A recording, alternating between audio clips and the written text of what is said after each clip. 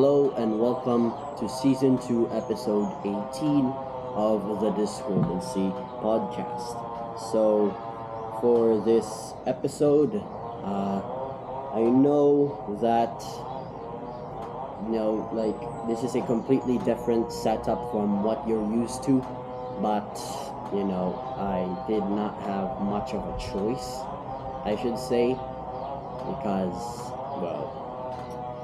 yeah. Anyways, the table looks massive compared to, yeah, and I don't know if I should include this or not, but, let's try.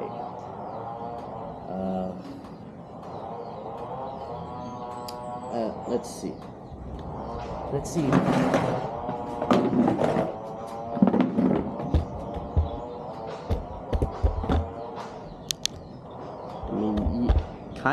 It's kind of better.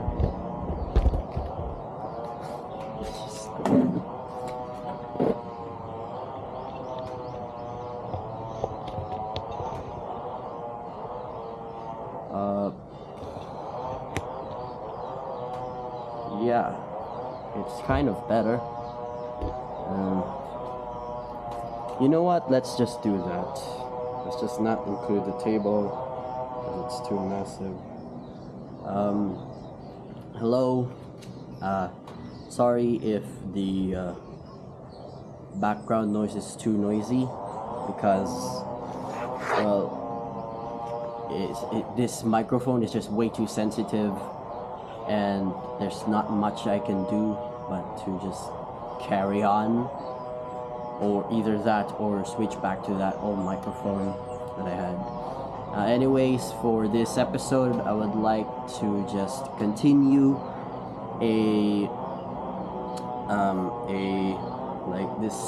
this mini series that I have where I quiz all of you. I'm sweating, I know, but gotta have to do this. We're gonna have to endure sweating and me looking very stinky as of now. I don't smell like it, but I sure do look like it.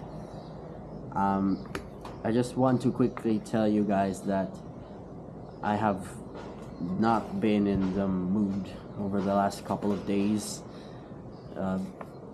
because this will be my second time telling you this. I'm single again, so yeah. Me and Althea have just broke up a couple of days ago, and it's not been great for me lately. Yeah, but the world does not revolve around me, and as they say, all good things must come to an end. So we're gonna have to continue living and creating content for you guys. I really do not want to let you guys down just because of me being single again, just not being in a relationship anymore. That is such a massive disappointment to all of you guys and such a massive letdown. So that's why I'm going to keep making videos despite not being in the greatest, or despite not being in the best mental state. So let's continue, and life goes on, so let's just do that. Alright, let us get back with our usual. So let us begin with episode 2 of Quizzing with Dan, Brian, and Dalan. Yes, I did get a haircut. It does not look like the best, but it will just grow out, so it will look amazing a few days or just a week later. So. Anyways, let's begin. I will be repeating some questions because I do not remember a lot from this from the first episode of this, which I did back in late May. So no, actually, it's like mid-May. It's already been a little over 2 months since I made that episode. So let's begin. Located in Intramuros, the walled city, the oldest part of Manila, this is the oldest stone church in the Philippines. Construction began in 1586 and was completed in 1607. What is the name of this church? Do you want to... Come on, answer. The answer is Church San Agustin. So, by the way, if you have watched a podcast, a bonus podcast episode, or if you haven't, I'll just tell you early on, I will not be making a podcast episode about the UpCat review. It's not a great episode. It's not a very good podcast idea. It's just a very good bonus podcast idea. So, just tell you that.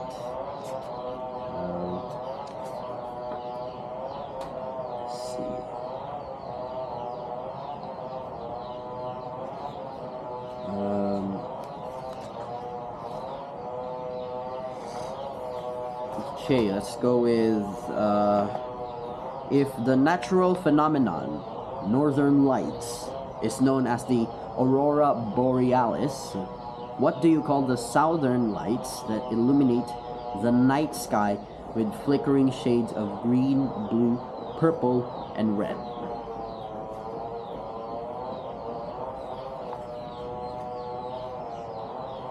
Do you know the answer? Because if you don't, it's the Aurora Australis.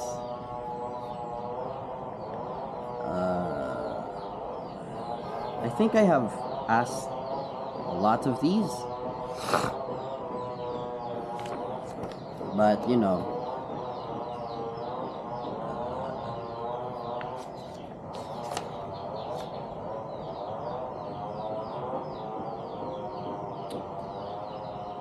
okay, here, let's do it.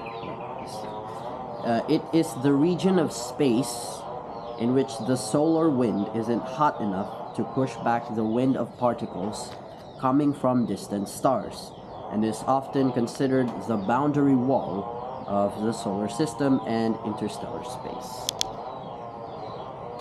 What do you call that? You know, what's the name of that? The answer is the heliopause.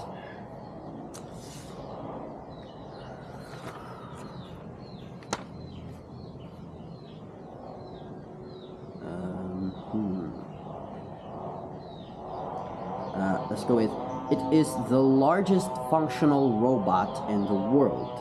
Standing at 15 meters long, the Dragon robot weighs 11 tons. This robot starred in the German play Drachenstich. Name it.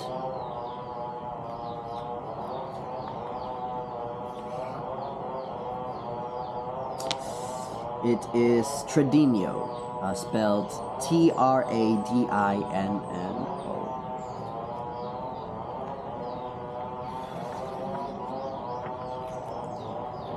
Okay, next. What tool do scientists use to measure properties of light over a specific portion of the spectrum? It is the spectrograph. Next is what kind of reaction absorbs heat from its surroundings and makes things colder? The answer is endothermic. It's an endothermic reaction. What applied science subject incorporates plant science and aesthetics? That would be horticulture.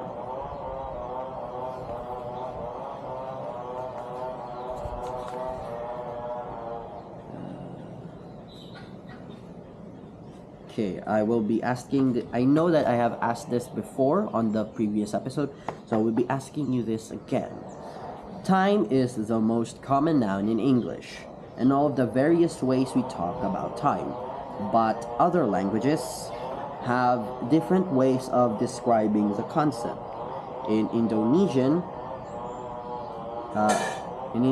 for example, verbs don't have tenses. I sit equals I sat equals I am going to sit. In Aymara, a language spoken in the Andean highlands in South America, the past is said to be in front of you and the future behind you. What do you call the language of time?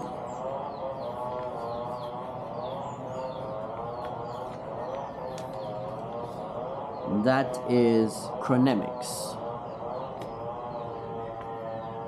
Next is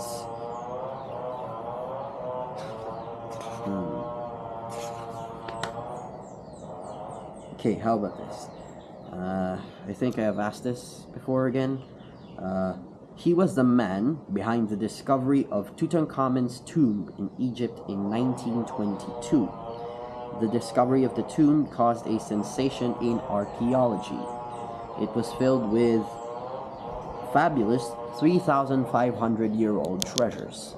Who is he? Like, who discovered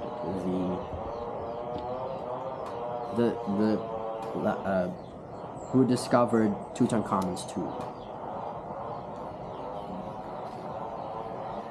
The answer is Howard Carter.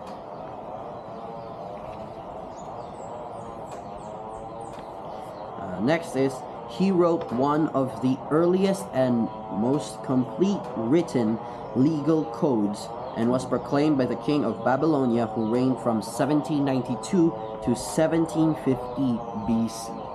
Name this code.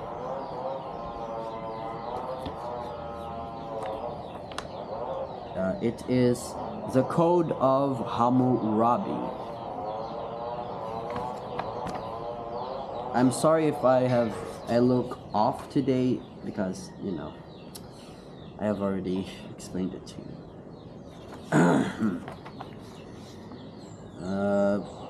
It is known as the Mound of the Dead, an ancient Indus Valley civilization city that flourished between 2600 and 1900 BCE. The site was discovered in the 1920s and lies in Pakistan's Sindh province. What is this?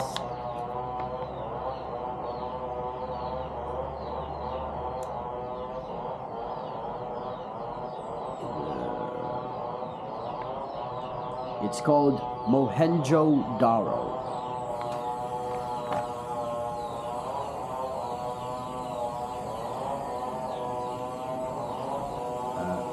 Okay, next one.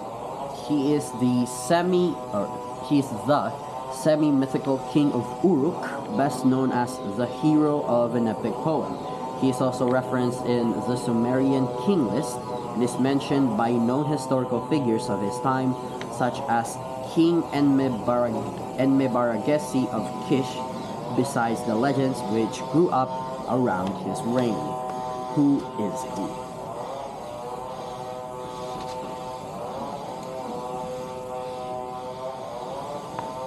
Come on, who is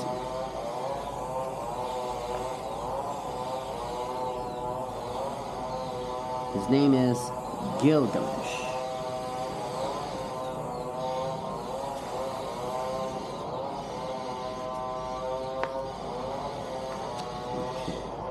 It was Alexander's horse and one of the most famous horses in world history. He was described as being black with a large white star on his forehead. The horse's name is a combination of the Greek words bos, meaning ox, and kephalos, meaning head. Perhaps a nod to the horse's intractable nature. Name it.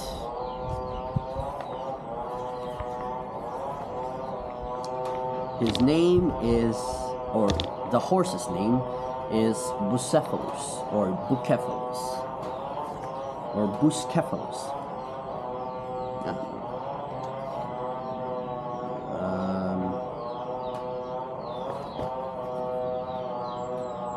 Oh, here it is. Let's do this one. It was a period of geopolitical tension between the United States and the Soviet Union, and their respective allies, the Western Bloc and the Eastern Bloc. That started in 1947 after the end of World War II and lasted until 1991. What do you call this? Hint, it's a temperature or a feeling. That's right, it's the Cold War.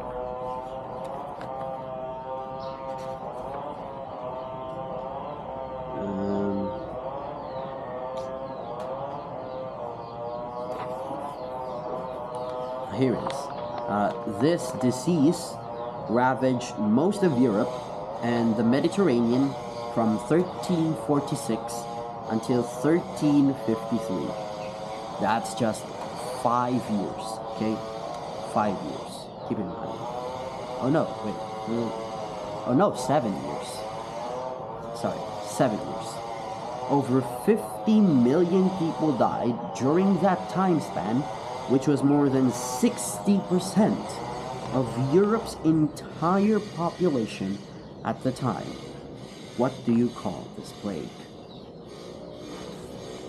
The hints are all there, by the way.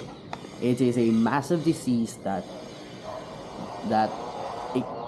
killed nearly 2/3 of Europe's population within just 7 years. It's from the 1340s until the 1350s. So that's right, the bubonic plague.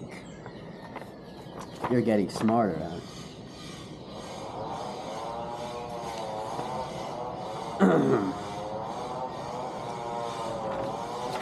Here it is. This is an interesting one.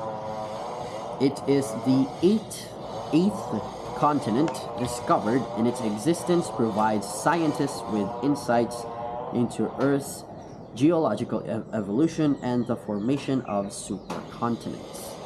In a groundbreaking discovery, scientists have unveiled this continent, a long-lost continent submerged beneath the ocean's surface for 375 years. Name this continent. If you're a massive nerd, you probably should know this. Like massive geography nerd, just wants to impress people, you should know it. And yes, indeed, it is Zealandia. Name the 2 of the most popular Japanese baby names this year, according to a ranking released on November 1st by education services company Benes Corporation, or Benesi. Japanese baby names, by the way. If you guessed anything, you're wrong. It's Ren and Himari. American publisher Merriam-Webster chose this word as the word of the year 2023. What is this word? I said Merriam-Webster, okay? Not the Oxford English Dictionary, whose word of the year is Riz, I think. So, Merriam-Webster, okay? The key word is Merriam-Webster. Very good. Authentic. There we go.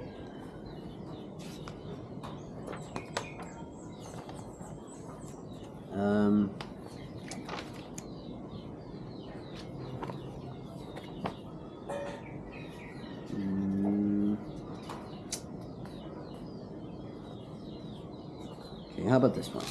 He is the chairman and managing director of Reliance Industries and is the richest man in Asia. He ventured into the Indian Premier League with the ownership of Mumbai Indians in 2008. He owns the most expensive building in India, the Antilla. What is his name?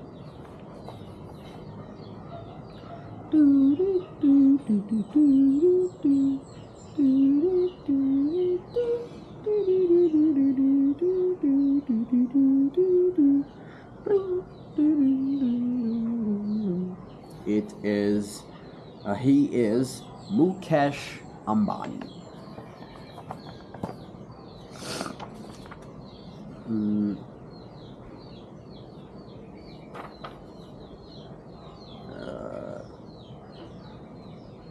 let's go with popularly known as the Rock Island. Corregidor would go on to witness one of the most brutal killings in recent Filipino memory. An estimated 200 young Tausug and Samal men were unceremoniously killed on March 18, 1968, at the height of the Marcos regime. This massacre was famously known in history as the Jabida Massacre, named the only survivor of the massacre who also happened to be the main witness and source of information of what had happened. This is a dark question, I know. This is why you absolutely should not have voted for Marcos. And yet here we are. We are indeed the idiots when it comes to voting. We are smart in a lot of things: science, technology, engineering, mathematics, geography, what else? Plumbing, writing, poetry, singing, dancing, talking, yapping, engaging with people on social media, engaging with people in real life, engaging with just people in general. And yet we're such idiots when it comes to politics. Something needs to be changed, okay? There will be an election next year, so that's our time to redeem ourselves. By the way, the answer is Jibin Arula.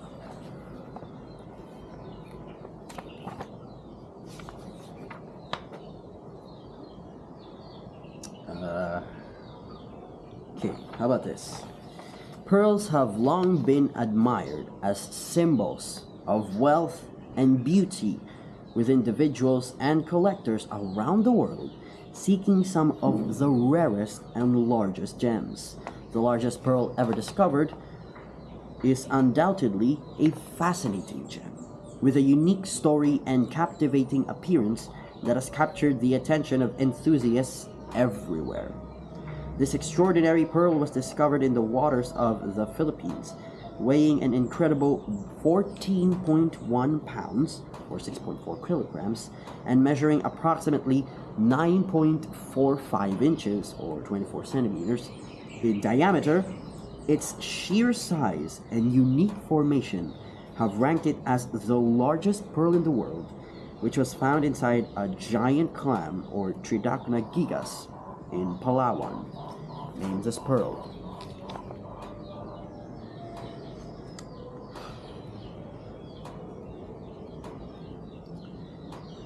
Its name is the Pearl of Lao Tzu, or the Pearl of Allah. Alright.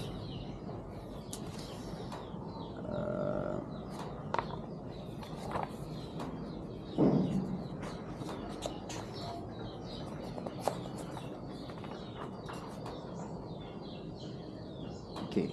How many nights does Alaska go through?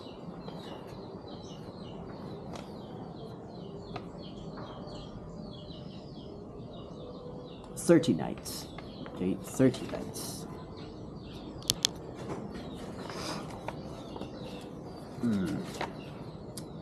He was inspired to write Starry Night after reading a biography of Vincent van Gogh.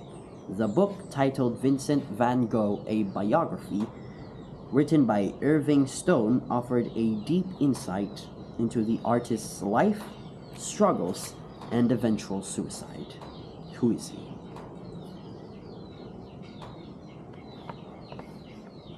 His name is Don McLean.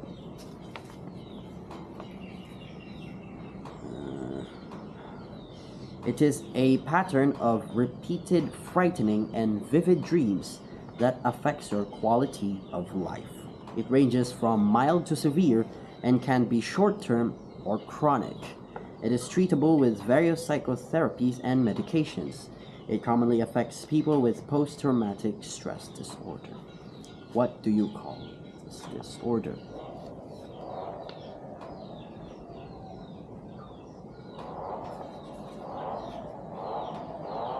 It's called nightmare disorder.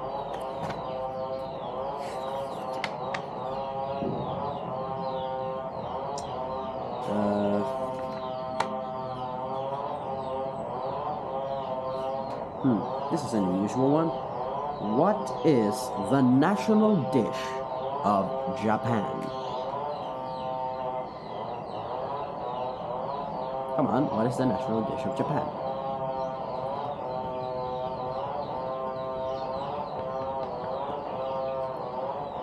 It is curry rice. That's right, curry rice.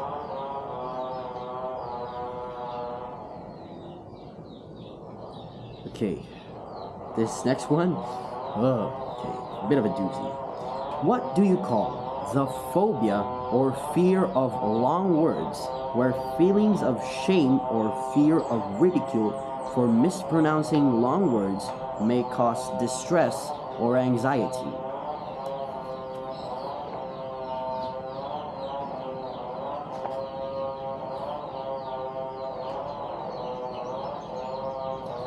The answer is, and I kid you not, hippopotomonstrosis crepidaliophobia. That's right, I'll repeat it, hippopotomonstrosis crepidaliophobia. Hippopotomonstrosis crepidaliophobia. So, that apparently means fear of long words, but what? Alright. I do not have that fear because I can't pronounce long words like anti-disestablishmentarianism, pneumono ultramicroscopic volcanoconiosis, and the very long name of a place in Wales called Llanfair Just look it up, longest place name in Europe, and it's in Wales. If we're talking about the longest place in the world, it's in New Zealand, and I do not know how to pronounce that. However, I can pronounce Llanfair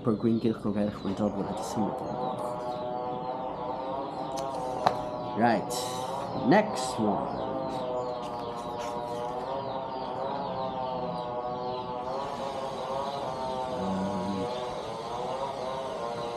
A group of as many as 60 conspirators decided to assassinate Caesar at the meeting of the Senate on March 15th, the Ides of March. Collectively, the group stabbed Caesar. How many times was the Roman leader stabbed? Yeah, I know the Roman Empire having a Senate or having democracy in general is kind of absurd, you know. But this is true. So, yes, the Roman Empire did have a Senate, but I don't think the people were directly involved in electing the Senate.